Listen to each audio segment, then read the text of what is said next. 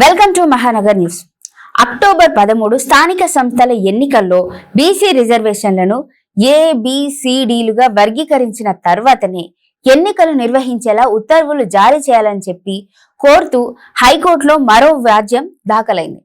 వర్గీకరణకు అనుగుణంగా రిజర్వేషన్లు ఖరారు చేయాలని అనంతరామన్ కమిషన్ నివేదిక మేరకు వర్గీకరణ చేయాలంటూ nomadic, semi nomadic and denotified tribes association petition దాఖలు చేసింది. దీనిపైన ప్రధాన న్యాయమూర్తి justice Aparesh Kumar Singh, justice GM Mohiuddin తో కూడిన ధర్మాసనం సోమవారం విచారణ జరిపింది. విద్యా ఉపాధి కల్పనతో సంచార జాతులతో పాటు నోటిఫై చేయించిన తెగలకు 5% రిజర్వేషన్లు కల్పించకపోవడం రాజ్యాంగ విరుద్ధం. బీసీలను ఏబిసిడిలుగా వర్గీకరణ చేయాలి, లేకపోతే బీసీల్లో బలవంతులే రిజర్వేషన్ల ఫలాలు పొందుతారు.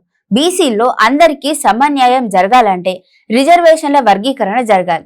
ఈ విషయాన్ని గతంలోనే అనంతరామన్ కమిషన్ ప్రభుత్వానికి సిఫార్సు చేసింది. వర్గీకరణ చేసే వరకు రిజర్వేషన్లు 25% నుంచి 42% పెంపుదల చేస్తూ ప్రభుత్వం జారీ చేసిన జీవో 9 అమలును నిలిపివేయాలని పిటిషన్ తరపు న్యాయవాది వాదించారు. అనంతరం గతంలో దాఖలైన పిటిషన్లు దీనిని జత చేయాలని, ఈ పిటిషన్లో కౌంటర్లు దాఖలు చేయాలని ప్రభుత్వాన్ని ఆదేశించి విచారణకు డిసెంబర్ 3కు వాయిదా వేసింది.